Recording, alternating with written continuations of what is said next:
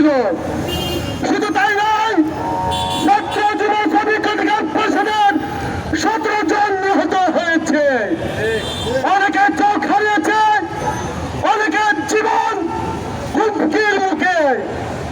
আর যারা আন্দোলন করে নাই, তবিয়তে ছিল, আন্দোলন পরবর্তী তারাই মধু খাচ্ছে। রক্ত দিয়েছে আমরা, আন্দোলন করেছি আমরা, সংগ্রাম করেছি আমরা, আর মধু খাচ্ছেন বসে বসে যারা আরামে এসেছিল তারাই।